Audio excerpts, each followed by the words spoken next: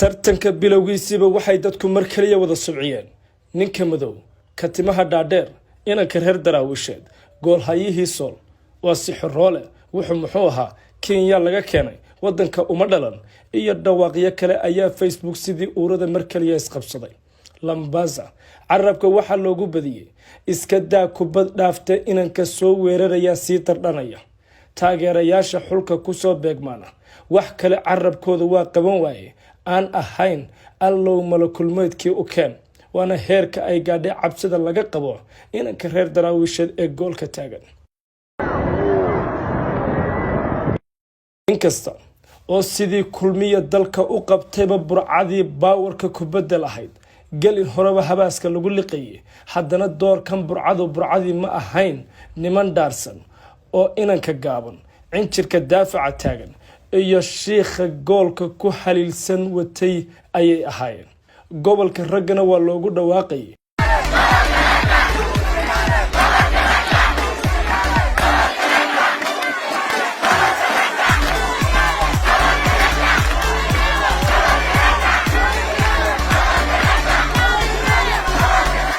maalintay safanayaan garoonku buux ayuu ahaa balse reer burco meelixdaa ku kacday markay arkeen Sheekh Xamse oo hin garoonka la gelaya calaamadii kabtankana u bixiyay cinjirkii daafaca gobolka joogay sababtuna ahayd tii habar hayd la sii qaadi qabyaaladu markay jaafaajir keentay inkasta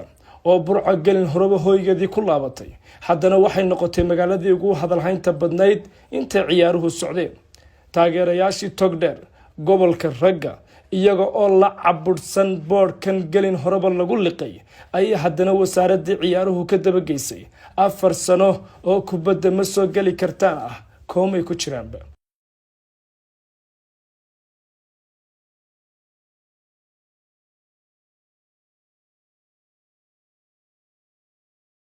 hawda wadata taageerayaasha ugu mayalka adag ee taarabuunka kaga dhaarta waa inoo caawa ayaa karkaarka koobka weydaarisay badan oo ah xulka kaliya ee abad ciyaaraha Somaliland haystay ballanqaadka ah 200,000 oo dollar ayaad helaysaan haddaad koobka soo qaadaan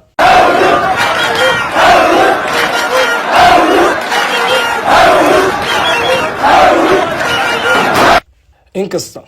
oo badan ahayd xulkii ugu adkaa abid ay hawd wajahdo oo 90 daqiiqo ee ciyaarta iyo 30 daqiiqo kale lagu daray 0-0 waxba natiijada ka dhigay balse badan markii gobolku u dhacay garoonkiina mugdi iyo la isma arkaan noqday rikoodhayaal la laadanayo goolka toosh lagu ilaynayo xaaladaas iyada ah waxba way ka fahmi waayeen koobkana weydaarte waana ciyaartii ugu horeysay ciyaaraha Somaliland ee habeen mugdi ah la isla gaadho dadkiina mar kaliya Facebook ay ku soo wada daabuleen warar ay ciwaanna uga soo dhigeen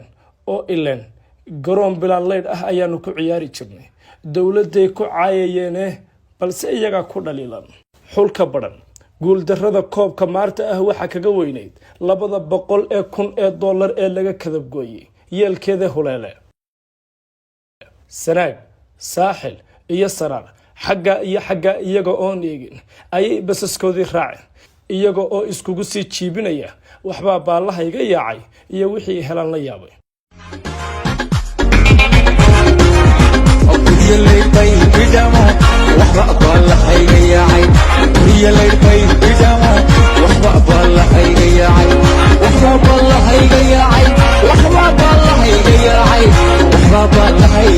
gobolladii bariga oo cadhaysan xulalkoodiina tigirka baska badankoodii loo jaray ayaa naawilayay inamada daraawiishta soo shafardaha ku jaraynaya oo lambasahoodii wata inay garoonka boor ka kicinayaan balse waxay dhaheen fiishii markii laaska iyo daadka madaxa la isu geliyay yeelkeed bay dhaheen markii inamadii awlaadul caasimo la baxay afka ciidda u dareen awdal xulkii boorama goor horena ay baska raaceen kuna mudaharaadayeen ahuna offside ayuu ahaa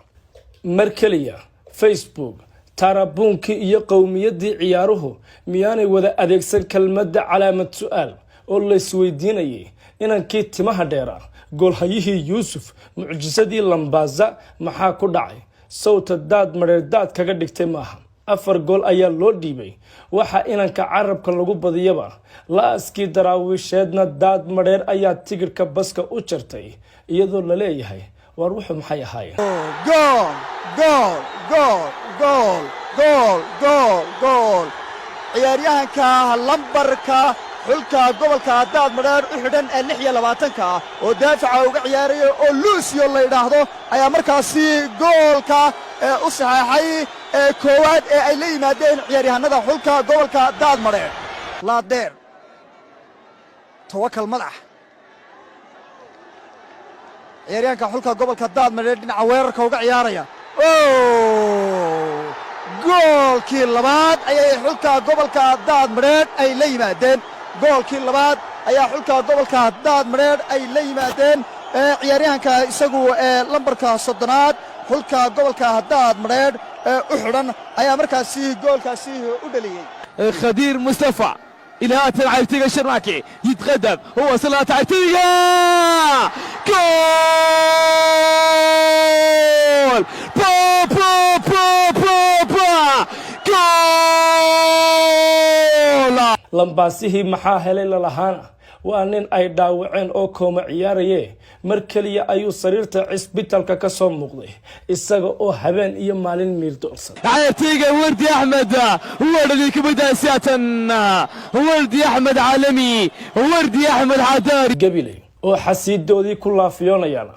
xulkii taleexda taariikhda iyo taalleeda sayidka ayay tunka soo qabteen iyagoo la daba ordaya tigirkii baska gabileedu waa gabileedii hadda tii liqday gobolkii ragga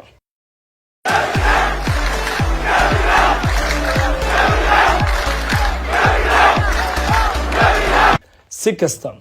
oo gobolladii bariga xulalkii faraha badnaa inamadii dhaarsanaa iyo taageerayaashoodii fuudkooda loo cabay wallaahi ool garoonka laga sifeeyey andhi waaxid daad madheer ay ka soo hadhay haddana iyadaa dhiiggii barigee basaska badankooda loo jaray lagu shubay oo ciyaar maahee final bay sii joogtaa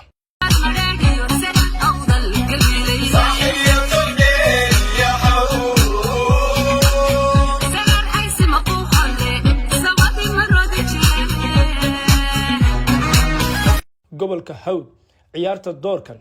dhimasho dhaawac koobkoo la weydaariyey 5 sano oo kubadda lugma soo gali kartaan ah ayaa mar kaliya garoonka Hargeysa Stadium looga xambaariyay oo ool waa wada guuldarooyin iswada barkane sababtuna waxay tahay markay daad madheer rikooryaal ku caraabisay xulkii dhaaran jiray ee gobolka hawd mar kaliya xaaladda garoonka Hargeysana waxay isku bedeshay xaalad kala yaac kala gurasho kabta ilada xabad sanqadhaysa layfkii oo hawada laga saaray siirwalihii ajaanibka ahaa oo naftiisa ciidan dabadii ula firdhaday markii talaata dhirbaaxo iyo feer daran dooriya lagu dhifto waa gartii oo adiguba caqlaad leedahay firdho maxaa dhacay moojiye daad madheerna kursiga finalka koobka ayay sii fadhiisatay